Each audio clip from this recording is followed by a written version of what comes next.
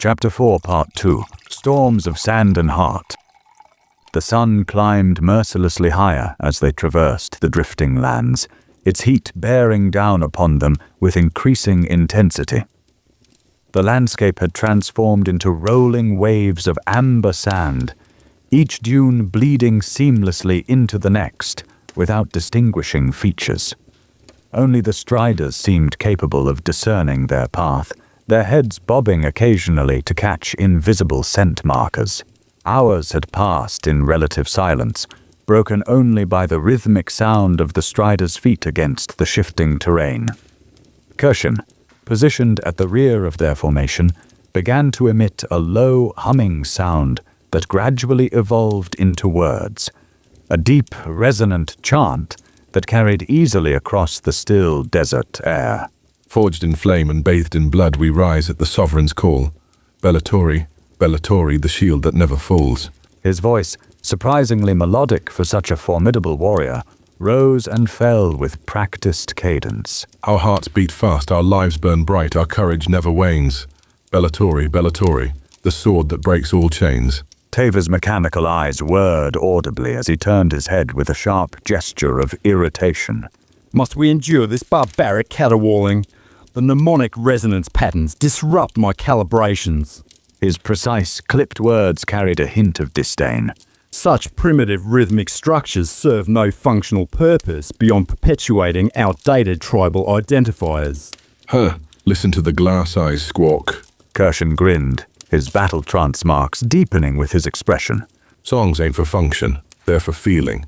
Something you'd understand if you hadn't replaced your heart with clockwork. Elian sighed, her water tattoos rippling faintly with her exasperation. Sweet waters preserve us from this endless bickering, she murmured, her melodious voice carrying the distinctive fluid cadence of a hydromancer. Perhaps, dearest Kirshen, you might favor us with the verse about creation rather than battle. It soothes rather than aggravates, does it not? Kirshen's laugh boomed across the desert. For you, Water Weaver, I'll sing the birthing songs. He cleared his throat dramatically before beginning a new melody, somehow both powerful and reverent. From her hands we were molded. From her breath we drew life.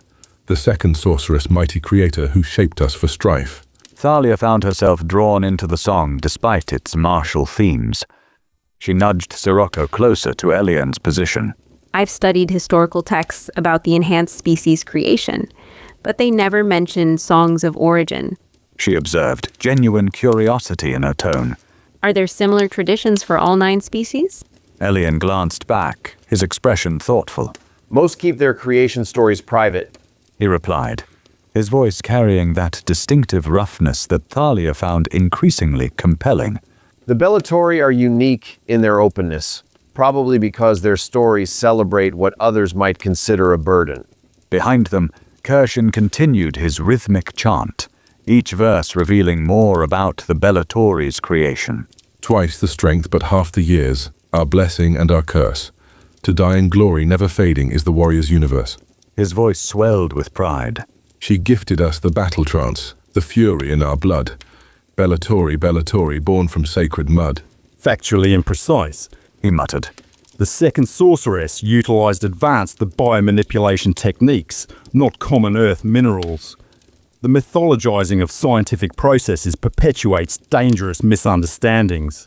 I'll let the man sing his people's stories, Tavor, she chided gently. Not everything needs dissection and analysis. Some truths flow better through poetry than precision.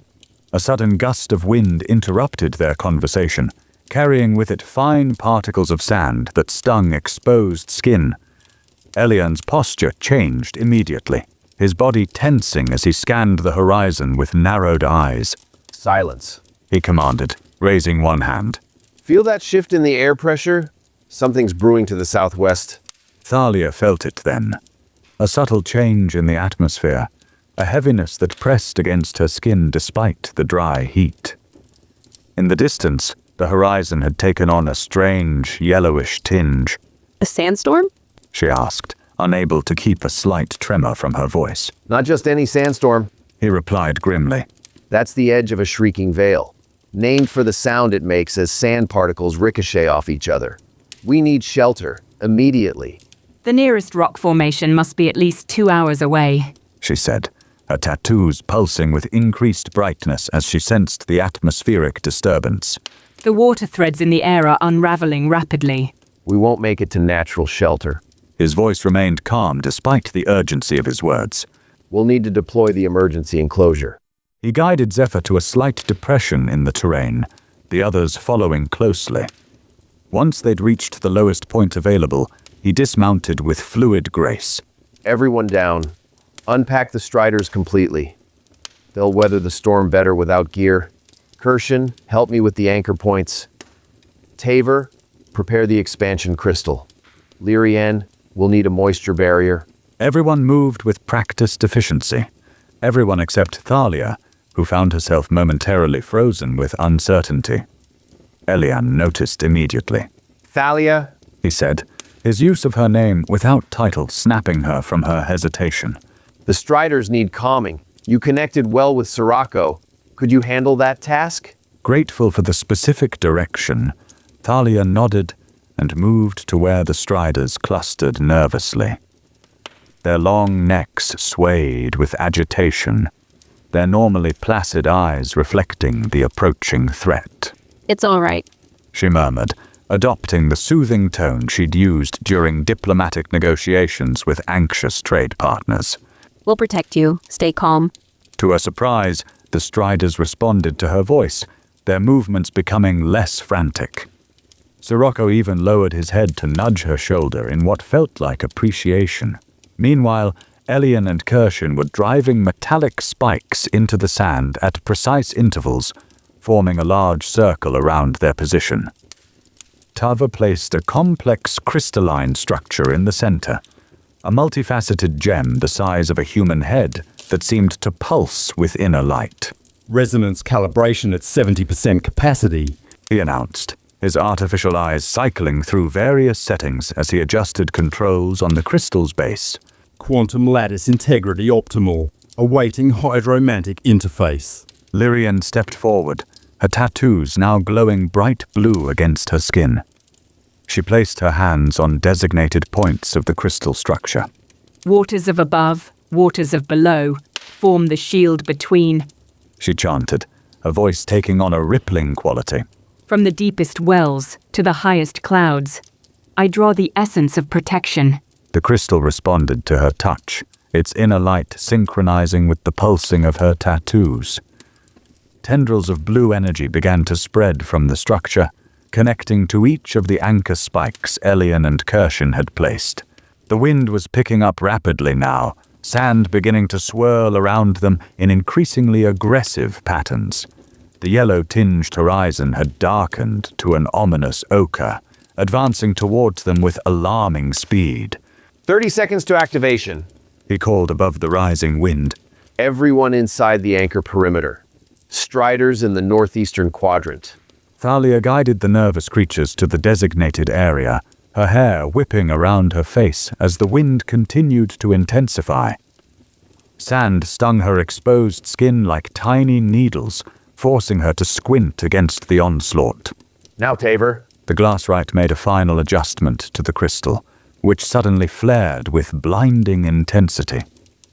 The blue energy connecting to the anchor spikes surged outward, forming a dome-like structure that encompassed their entire group. As the energy field stabilized, it became translucent, visible as a faint bluish barrier that separated them from the increasingly violent storm. Outside, the world transformed into a hellscape of flying sand and deafening noise. The storm slammed against their protective dome with fury, sand particles ricocheting off the energy field with a sound that did indeed resemble screaming, high-pitched and relentless. Blood and bone. He breathed, watching the maelstrom through the barrier. That would have flayed us alive. The shrieking veil phenomenon occurs when electrostatic charges build up between sand particles, creating unique acoustic properties during collision, He observed, his tone clinical despite the chaos surrounding them. Fascinating from a scientific perspective, though admittedly problematic for biological entities. Problematic. She repeated with a soft laugh. Your gift for understatement never ceases to amaze, dear Tava. The crystal at the center of their shelter began to pulse rhythmically, each surge sending out a wave of energy that reinforced the protective dome. As the barrier stabilized, the interior of their sanctuary began to change, the flat desert floor transforming before their eyes. The sand shifted and solidified, forming structures that rose from the ground like growing plants, walls and chambers taking shape to create a subterranean complex that expanded downward rather than outward. Stairs appeared, leading to rooms below the surface, all illuminated by the same blue energy that powered the barrier above. This is extraordinary. She whispered, watching the transformation with undisguised wonder. Is this hydromantic architecture? A combination of glassrite crystallurgy and hydromantic stabilization, He explained, satisfaction evident in his voice as the shelter took final shape around them. Desert emergency protocol developed after the great sandfire storms claimed an entire caravan a decade ago. Pretty magic tricks, He acknowledged with a nod toward Tava and Elian. though I still prefer good solid rock overhead. The structural integrity equals that of natural stone. She assured him, her tattoos gradually returning to their normal faint glow as the transformation completed. The moisture barrier I've woven into the matrix will maintain comfortable humidity levels, despite the external conditions. The completed shelter was remarkable. A series of interconnected chambers descending about 20 feet below the desert surface, all illuminated by softly glowing crystal formations embedded in the walls. The Striders had been provided with a large, open area where they huddled together, while separate, smaller chambers offered privacy for each member of the party. The storm's particulate density suggests a duration of approximately 7 hours. He announced after consulting a small device extracted from his pack. The shield will maintain integrity for 24 hours before requiring recalibration. We should make use of the forced rest. He decided, removing his outer layer of sand protective clothing. Inventory supplies, check equipment, and allow the Striders time to recover from the morning's pace. As the group dispersed to their assigned tasks, Thalia found herself momentarily at loose ends. Her diplomatic training had prepared her for many things, but desert survival and magical shelter protocols weren't among them. Determined to be useful, she sought out Elian, who was examining the water reserves. How can I assist? She asked, setting aside the mantle of authority she normally wore and adopting the posture of a willing student instead. Elian looked up with a smile, her eyes crinkling warmly at the corners. Most nobles I've encountered would be demanding comfort by now, not offering service. She observed, her fluid voice approving. Perhaps you could help me check the Striders for sand irritation. The fine particles can work beneath their scales during high winds, causing discomfort that might not be immediately apparent. Grateful for the task, Thalia joined the hydromancer in tending to the creatures. Sirocco greeted her with that familiar trilling sound, lowering his head to allow easier access to his neck scales. He's quite taken with you. Elian commented as they worked, her hands gentle as she checked each scale ridge. Striders usually take weeks to form such attachments. I've done nothing to earn his regard. Thalia replied, carefully mimicking Lyrian's technique on Sirocco's other side. Regard isn't always earned through action. The hydromancer said thoughtfully. Water recognizes water, as we say in Aquilon. Perhaps there's something in your essence that resonates with his. They worked in comfortable silence for a while, moving from strider to strider with methodical care. As they finished with Zephyr, Elian glanced toward where Elian was consulting maps with Tava. You know, he rarely speaks more than necessary. She observed casually. Yet with you, words seem to flow more freely. I hadn't noticed. Thalia replied, though the warm flush spreading across her cheeks suggested otherwise. Was all the hydromancer said, though her knowing smile spoke volumes. Hours passed as the storm continued to rage above them, its howling fury muffled by their protective barrier, but still audible as a constant background wail. The group shared a meal from their supplies, conversation flowing more easily than it had during their journey. Kashin regaled them with tales of Bellatori training rituals, his booming voice and expansive gestures bringing to life the warrior culture that had shaped him. So there I stood, 16 years old with 3 broken ribs, facing the final challenge, He declared, thumping his chest for emphasis. The battle matron says to me, she says, "Boy, you've got more guts than sense." And I say to her, and this is why I nearly failed, I say, that's why guts are on the inside and sense is on the outside. Even Tavor's normally impassive face showed amusement at this, his mechanical eyes whirring as they adjusted to his changing expression. A physiologically inaccurate assertion, yet I perceive the intended humour. He conceded, his precise diction somehow making the acknowledgement funnier. Your educational methodologies seem driven by an unusual amalgamation of physical duress and philosophical paradox. Fancy way of saying we learn by doing, and sometimes by nearly dying. He agreed cheerfully. Best way to remember a lesson is to have the scars to remind you. As the meal concluded, they separated to make use of the unexpected downtime. Thalia decided to refresh herself, gathering her personal items and heading toward the small chamber she'd been assigned. The magical structure had thoughtfully included basic amenities, including a basin that continuously produced clean water through some marvel of hydromantic engineering. After washing away the sand and grime of travel, she felt considerably revived. Deciding to organize her supplies while she had the opportunity, she left her chamber and moved toward the storage area where their packs had been placed. Approaching the doorway, she heard movement within and assumed one of the others had the same idea. Without thinking to announce herself, she stepped through the entrance and froze. Elian stood with his back to her, in the process of changing his dust-covered shirt.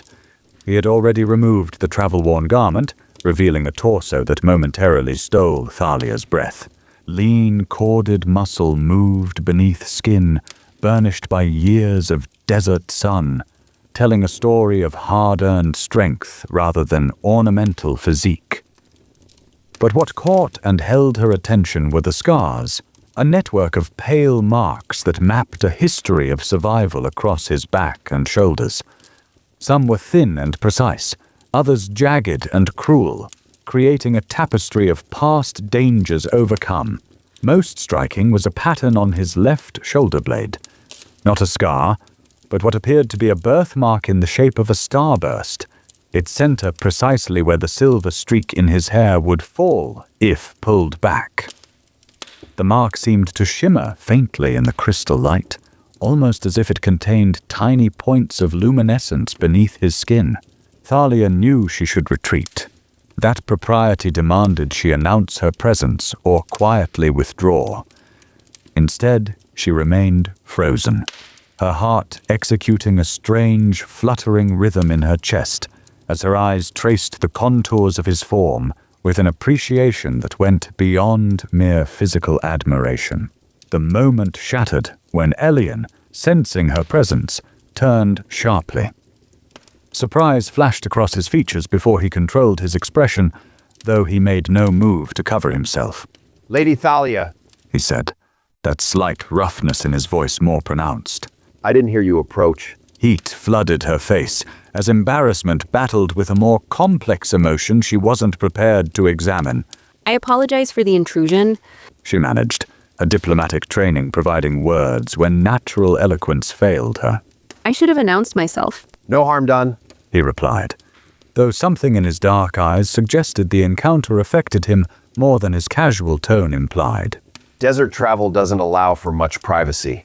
He reached for a clean shirt, the movement causing the muscles of his chest and arms to flex in ways that didn't help Thalia's composure. The flickering light from the crystal formations cast shifting shadows across his form, highlighting then concealing different aspects of his physique in a display that felt almost deliberately tantalizing. Those scars. She heard herself say, immediately regretting the personal nature of the observation, but unable to retract it. You've survived more than sandstorms, it seems. Something guarded flickered in his expression, but rather than deflecting, he nodded. The desert teaches its lessons permanently. He said, echoing Kirshen's earlier sentiment. Some from creatures, some from raiders, some from my own mistakes. His fingers unconsciously traced a particularly vicious-looking mark that curved around his ribs on the right side. Umbral blade, He explained, noticing her gaze following the movement. 3 years ago near the Crystal Wastes. I was careless. You survived. That suggests skill rather than carelessness. A ghost of a smile touched his lips as he pulled the clean shirt over his head, concealing the tapestry of past dangers from view. Survival isn't always skill. He said quietly. Sometimes it's just luck, or something else entirely. He paused, then added with unexpected softness. Sometimes I wonder if I was meant to survive for a specific purpose. If these scars are just waypoints on a path I don't yet understand. The vulnerability in this admission caught Thalia off guard. Gone was the assured desert guide, replaced by a man grappling with questions of fate and purpose, questions she herself had contemplated during sleepless nights in Aquilon's upper tiers. I've often wondered the same. She admitted, matching his honesty with her own.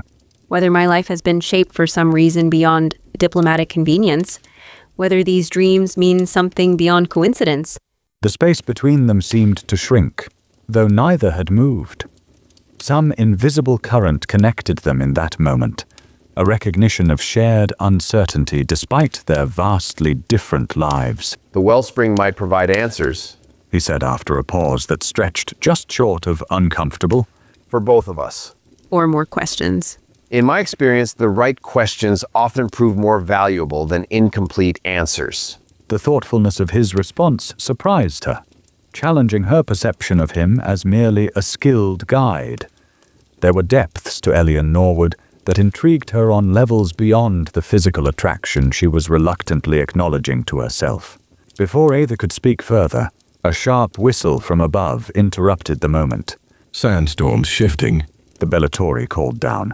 Got a brief break in the pattern if anyone wants a glimpse of daylight. The spell broken, they moved apart. Thalia suddenly acutely aware of how close they had been standing, of how inappropriate their entire exchange might appear to others. We should join them, he suggested, his guide's mask firmly back in place. Storm patterns can provide valuable navigation cues. Of course. She agreed, grateful for the return to practicality. As they climbed the stairs to the upper level of their shelter, where the others had gathered to observe a temporary thinning in the storm, neither acknowledged the tension that lingered between them. Yet both were acutely aware of a boundary crossed, of possibilities glimpsed like distant oases on the horizon of their journey. Above them, swirling sand still dominated the view through their protective barrier, but a small patch had indeed cleared, allowing a glimpse of the late afternoon sun, distorted and reddened by particulates, but recognizable nonetheless. Fascinating cyclical pattern, He observed, his artificial eyes clicking rapidly as they processed the meteorological data. The northeast quadrant demonstrates a 17% decrease in particulate density every 43 minutes, lasting approximately 90 seconds before reconsolidation occurs. The water threads are stabilizing. She agreed, her tattoos rippling gently as she sensed the atmospheric changes. The storm's heart is moving westward. By nightfall, we should see significant improvement. Good. He declared, stretching his massive frame. Getting restless down here. Need open sky above me. Thalia moved to the edge of their protective dome, watching the mesmerizing patterns of sand swirling against the barrier. The storm's fury was both terrifying and beautiful, a reminder of the desert's capacity for both creation and destruction. She became aware of Elian standing beside her, his presence somehow both comforting and disquieting after their earlier encounter. Neither spoke, content to observe the storm's gradual transformation together. As Thalia's eyes tracked a particularly intricate sand pattern, she noticed something odd, a darker patch that seemed to move against the storm's natural flow, a shadow that persisted longer than it should have before dissipating back into the maelstrom. Did you see that? She asked quietly, pointing toward where the anomaly had been. What? A shadow moving independently of the sand, almost as if... She hesitated, recognizing how fanciful her observation might sound. as if something was watching us. Instead of dismissing her concern, Elian's expression sharpened, his gaze intensifying as he scanned the area she had indicated. The umbral blade that gave me that scar, He said, his voice pitched low enough that the others couldn't hear. was wielded by a shadow stalker, an assassin sent for reasons I never discovered.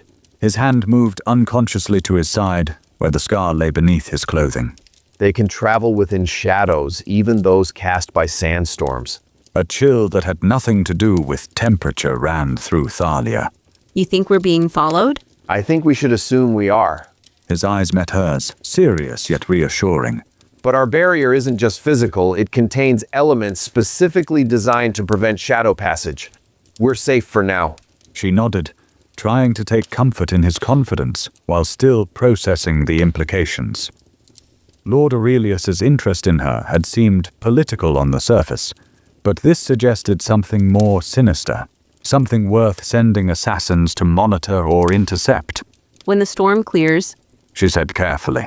we should alter our route, shouldn't we? Already planning to. He confirmed with a slight nod. There are other paths that few know about. Some are safer but add to our journey. Others are faster, but considerable more risky. His forethought should have been reassuring, yet it only reinforced the danger of their situation. Thalia found herself studying his profile as he continued to scan the storm, noting the alertness in his posture, the calculating intelligence behind his eyes. This was a man accustomed to anticipating threats, to surviving against formidable odds. The realization brought with it a complex mixture of emotions: gratitude for his protection, admiration for his capabilities, and something deeper that made her heart beat faster when she recalled the moment in the storage room. Outside their protective dome, the shrieking veil continued its relentless assault, sand particles screaming as they collided in violent patterns. Yet within that chaotic fury, Thalia remained certain she had seen something moving with purpose, a darkness that observed rather than simply existed. As if sensing her thoughts, Elian's hand moved closer to hers on the barrier's edge, not quite touching, but near enough that she could feel the warmth radiating from his skin. The almost contact offered more comfort than any words could have provided, a silent acknowledgement that whatever dangers lay ahead, they would face them together. In the crystalline light of their magical shelter, with the storm's keening providing a constant backdrop, Thalia found herself on the edge of a different kind of precipice than any she had encountered in Aquilon's diplomatic chambers. Here, with danger lurking both without and within, the latter in the form of her growing feelings for a man whose life had been shaped by forces as mysterious as those affecting her own. She faced choices no political training had prepared her to make. The patch of visible sky closed as quickly as it had appeared, sand once again concealing the sun from view. Yet that brief glimpse of light amid chaos seemed an apt metaphor for their current situation. Moments of clarity amid swirling uncertainty, of connection amid danger. As the group moved back downstairs to continue waiting out the storm, Thalia caught Elian watching her, with an expression that suggested he too was navigating unfamiliar emotional territory. For a fleeting moment, his carefully maintained mask slipped, revealing something raw and yearning beneath the composed exterior of the desert guide. Then it was gone, concealed once more behind practiced self-control. But she had seen it, a confirmation that the current flowing between them wasn't one-sided, that whatever path lay ahead, neither would walk it unchanged by the other's presence. In the shadowed recesses of her mind, the crystal corridors of her dreams seemed to pulse in response to this realization, as if the connection between her and Elian somehow resonated with those ancient pathways. Something was awakening, not just beneath the desert sands, but within her heart as well, something both terrifying and exhilarating in its potential. The storm continued its assault above, while below, sheltered by magic and companionship, new possibilities quietly took root, like rare desert flowers waiting for the right moment to bloom. Chapter 4, Part 3, Echoes in the Deep. The storm relented near dawn, its fury gradually subsiding to mere whispers of wind across the dunes. Their protective dome had held throughout the night, the crystal heart of their shelter pulsing with steady light, even as the magical chambers below began to dissolve back into ordinary sand. Thalia stood at the edge of their camp, watching as the desert revealed itself once more. The storm had reshaped the landscape, erasing all traces of their previous passage and sculpting new formations from the malleable terrain. Dawn painted everything in hues of amber and rose, the harsh environment transformed briefly into something almost ethereal. Elian moved among the striders, checking their harnesses with practiced efficiency. The silver streak in his hair caught the early light, gleaming like a beacon against the darker strands. She found her gaze drawn to him repeatedly, memories of their encounter in the storage chamber sending an unwelcome warmth to her cheeks. The image of his scarred torso remained etched in her mind with unsettling clarity. Tavor stood apart from the others, his crystalline eyes whirring softly as they cycled through various perception modes, his head tilted at an unnatural angle, as though listening to something beyond normal human hearing. Suddenly, his posture stiffened. Anomalous vibration patterns detected at approximately 2.4 kilometers southwest, he announced, his precise diction cutting through the morning quiet. Rhythmic compression waves consistent with synchronized bipedal locomotion.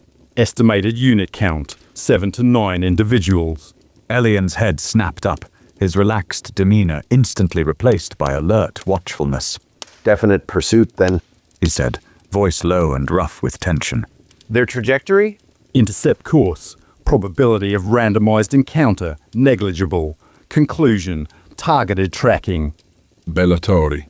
The warrior growled, scenting the air like a predator. High blood knows its own kind.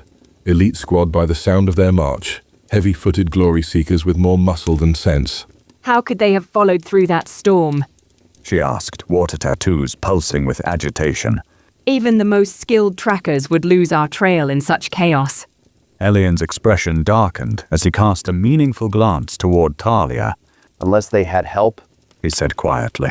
Someone or something that doesn't rely on physical tracks.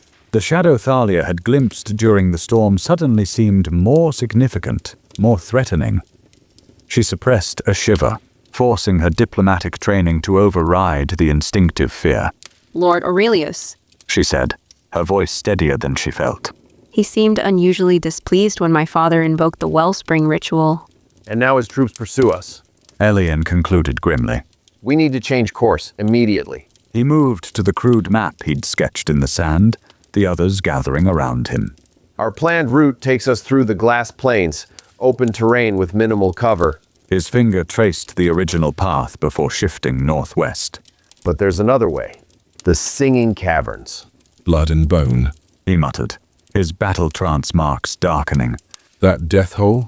Might as well slit our throats now and save time. The caverns have claimed entire expeditions. She agreed, her melodic voice concerned. The water whispers speak of creatures that hunt by sound alone. Acoustically sensitive predators would indeed present significant hazards. He observed clinically. However, logical analysis suggests that known dangers, while substantial, may prove preferable to unknown hostile intentions.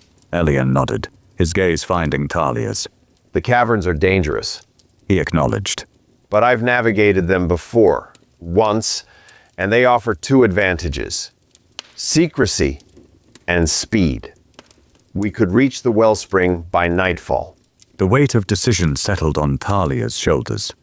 Though Elian guided their journey, she represented Aquilon's authority. The others looked to her now, awaiting her judgment. What creatures inhabit these caverns? she asked, facing the danger directly. Sandweavers, He replied grimly. spider-like predators that spin crystalline webs between stalactites. They hunt by vibration and sound, striking from above, but they avoid certain frequencies, which is why the caverns sing. He reached into his pack, withdrawing a slender bone flute. Played correctly, this keeps them at bay. The resonance disrupts their hunting sensors. And if played incorrectly? A ghost of a smile touched his lips. Then we discover whether your diplomatic skills extend to arachnids. Despite the gravity of their situation, Thalia found herself returning his smile.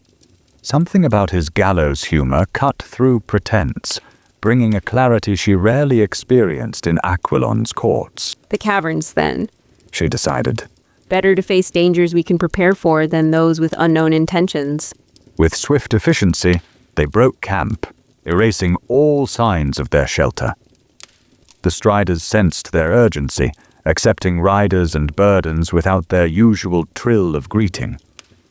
Within minutes, they were moving away from the pursuing force, Elian leading them toward a rocky outcropping that had appeared unremarkable to Thalia's untrained eye.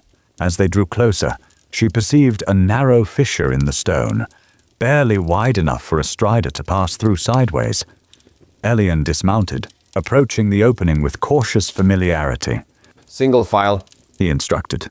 Keep at least 2 body lengths between mounts. Once inside, absolute silence until I say otherwise. The entrance passage amplifies every sound.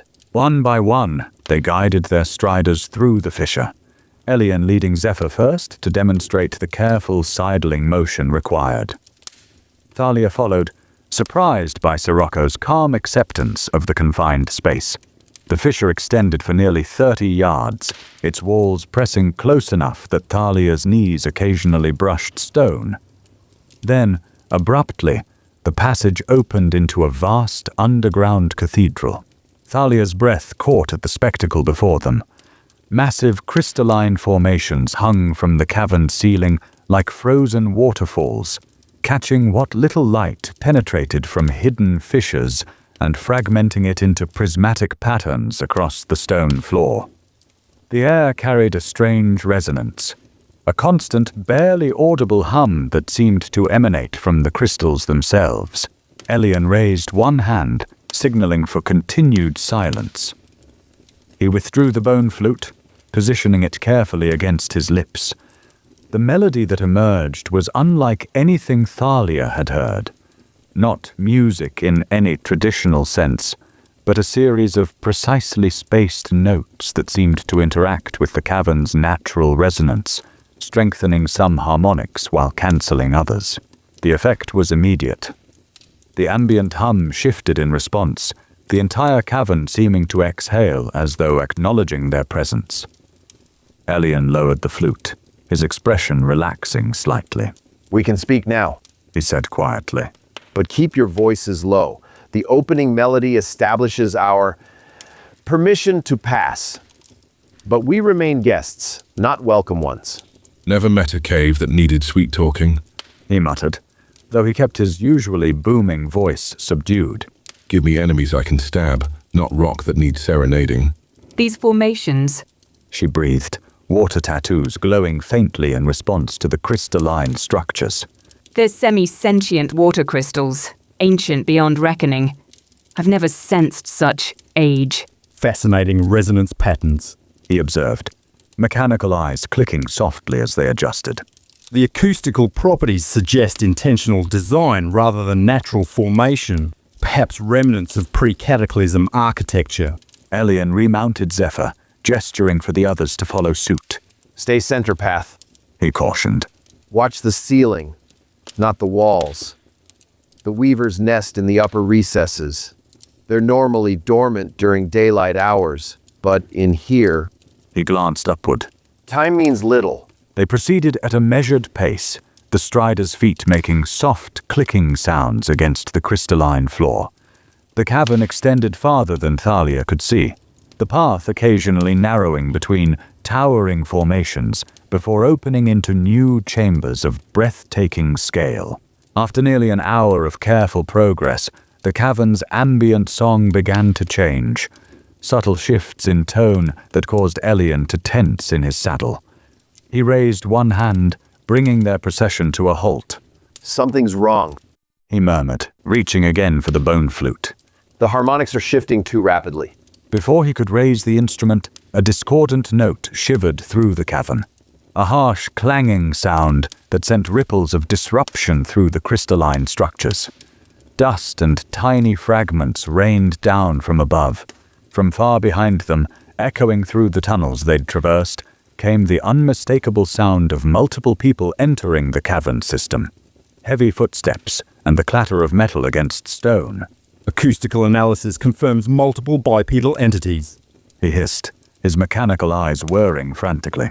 Vibration patterns consistent with Bellatori combat gear. Approximately 7 individuals.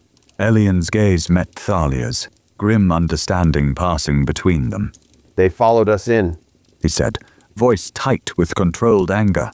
Without the proper resonance greeting, the vibrations of their entry are disrupting the entire cavern system.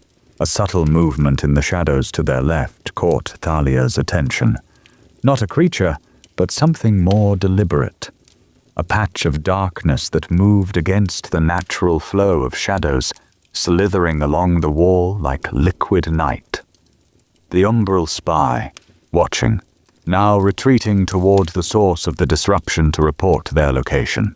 There. She pointed, but the shadow was already gone, melting into the darkness between crystal formations.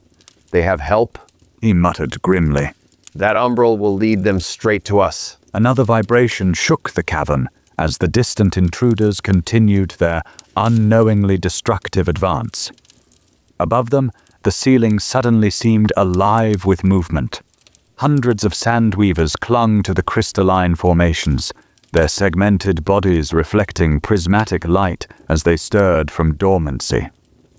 Each creature was roughly the size of a human head, with 8 jointed limbs tipped in crystalline points and abdomens that tapered into spinnerets, already exuding glittering strands. Elian. She whispered, tilting her head upward. Nobody move? He breathed, slowly raising the flute to his lips once more.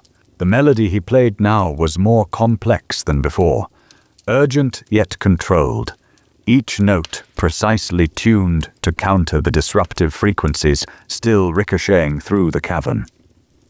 For a moment it seemed to work. The weavers hesitated, their agitated movements slowing.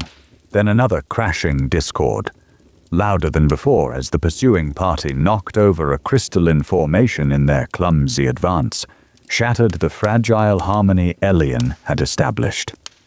The disruption rippled through the entire chamber like a physical wave. Boneheaded glory hunters. He snarled, battle marks flaring as he drew his blade.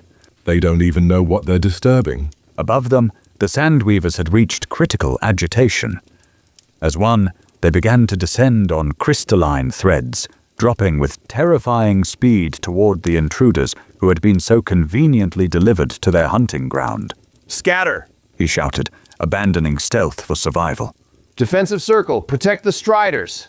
The group exploded into motion, striders leaping forward with surprising agility as their riders guided them into the practiced formation. Thalia found herself positioned between Lyrian and Tevor, their mounts forming a tight triangle with heads facing outward.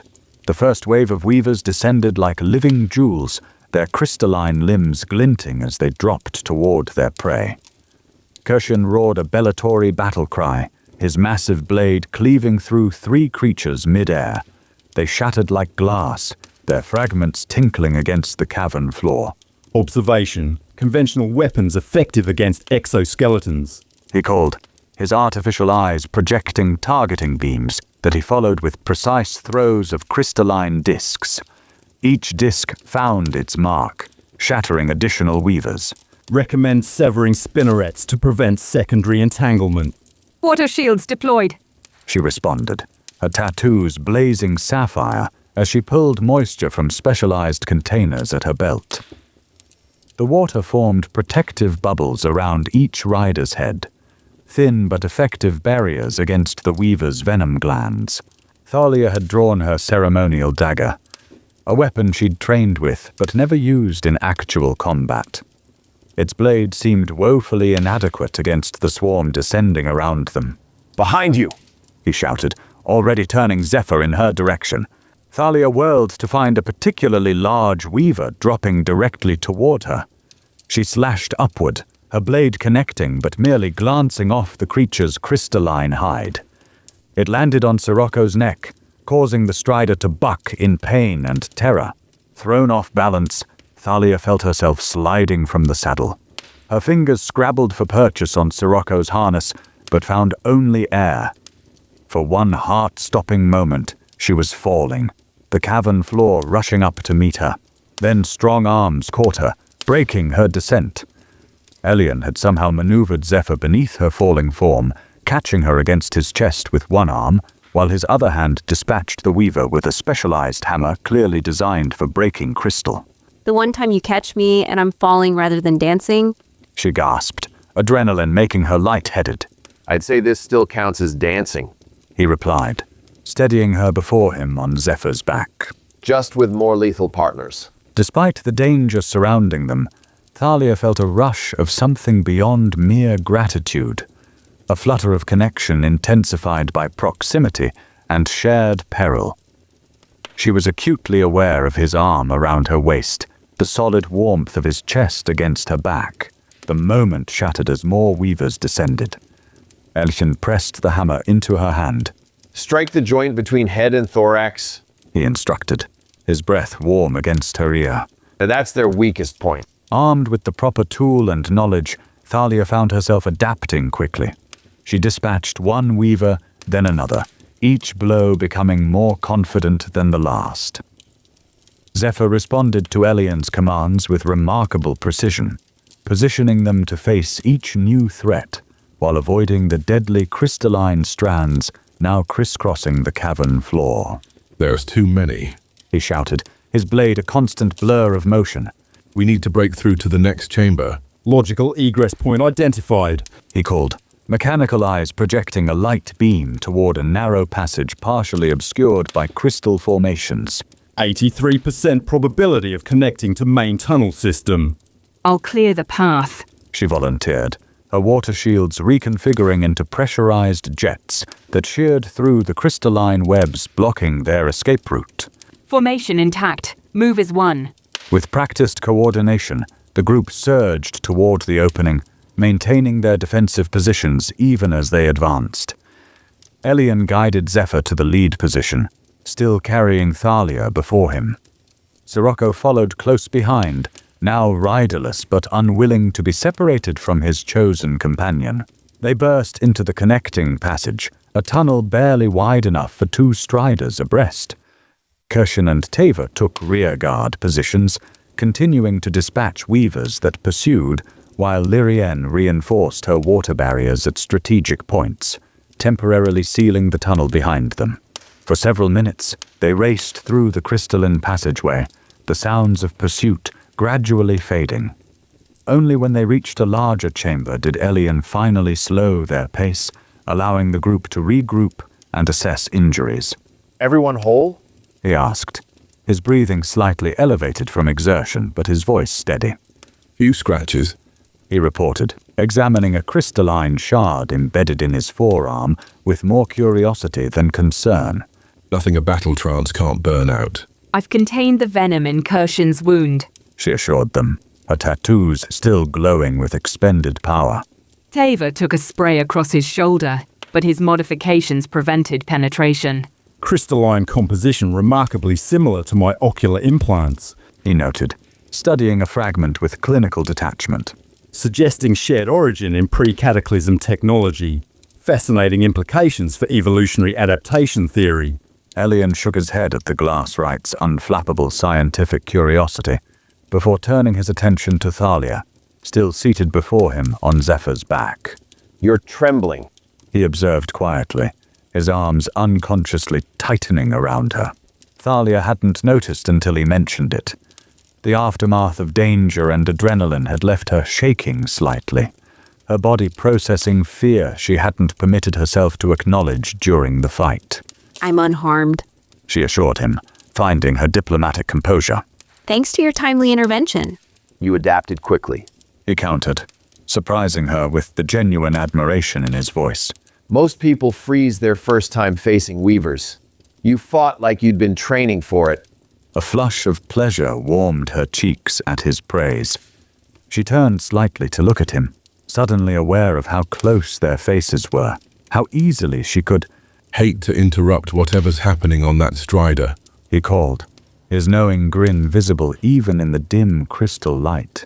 But shouldn't we keep moving before Shadow Boy decides to pay another visit? Reality crashed back as Thalia remembered the Umbral, a direct agent of Lord Aurelius, confirming their worst suspicions about his intentions. She slid from Zephyr's back, reclaiming her composure along with her independence. That was an umbral. She said, her voice steady despite her lingering awareness of Elian's proximity. Not a creature of random chance. Lord Aurelius is definitely tracking us. Which confirms what we suspected about his intentions. Elian added, dismounting to check Zephyr for injuries. The betrothal offer was never about political alliance. Tabor had moved to the edge of the chamber, his crystalline eyes pressed against the stone as he listened with senses far beyond human capability. After a moment he straightened. Acoustic analysis indicates pursuit withdrawal, He announced, blinking as his eyes readjusted to normal sight. The Weaver's defensive response appears to have driven the Bellatori back to the cavern entrance. Probability of successful transit through hostile terrain without proper resonant protection, approximately 7%. The waters speak of confusion and retreat. She confirmed, her tattoos pulsing as she sensed the distant vibrations. They've abandoned the direct pursuit. Ha! Those glory hunters got more than they bargained for. He crowed, sheathing his blade with a satisfied motion. Now they'll have to circle around through the glass plains. That'll cost them at least a full day, maybe 2. Relief washed through Thalia, though she kept her expression measured. Then we have time to reach the wellspring without further interference. For now, He cautioned, though his posture had relaxed slightly. but Lord Aurelius clearly values whatever he believes you possess. The Umbral will report our route, and they'll try again. Question remains, what specific value does Lady Thalia represent? He posited clinically. The tactical investment in multiple specialized operatives suggests objective beyond mere political leverage. Historical precedent indicates blood value connection most probable. Thalia moved to Sirocco, checking the wound on his neck where the weaver had struck. Though superficial, the injury hurt her heart. This gentle creature had suffered in her service. I'm sorry, friend. She murmured, stroking his scaled neck. The desert's lessons are indeed permanent, aren't they?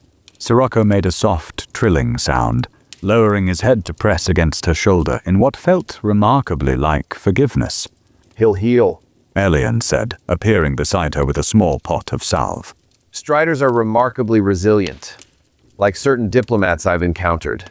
His half-smile sent an unexpected warmth through her chest, momentarily displacing her concerns about Umbral assassins and Lord Aurelius's mysterious intentions. We should continue. He advised, applying the salve to Sirocco's wound with gentle efficiency. This chamber isn't secure, and we're still several hours from the wellspring. The singing should grow stronger as we go deeper. A natural resonance that makes it harder for the weavers to congregate. As they prepared to continue their journey, Thalia found herself lingering near Elian, drawn by something beyond the practical need for protection. There was a steadiness to him that anchored her in this unfamiliar world of desert dangers and ancient magic.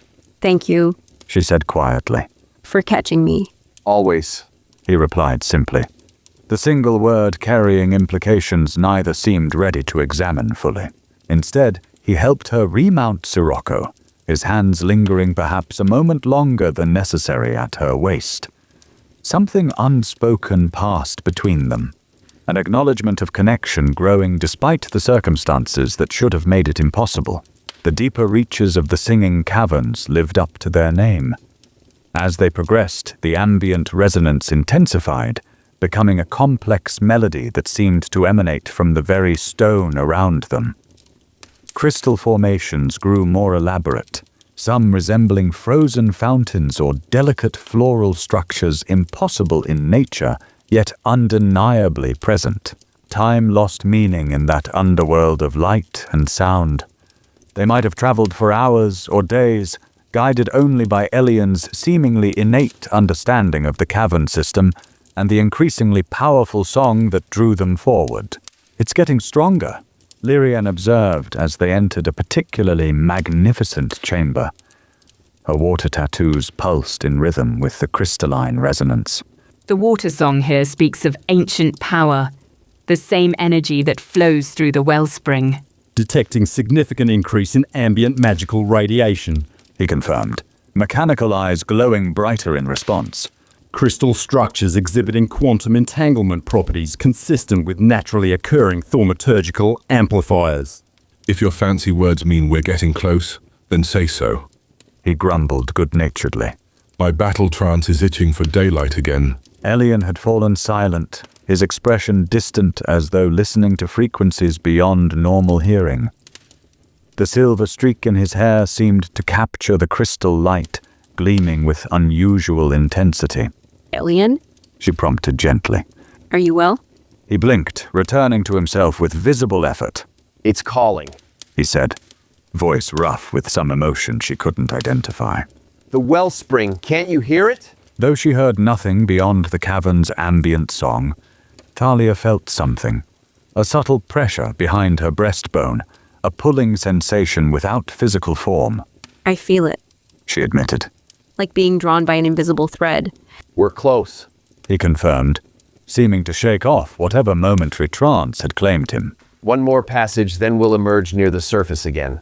The final tunnel narrowed dramatically, forcing them to proceed single file with barely enough clearance for the striders' heads.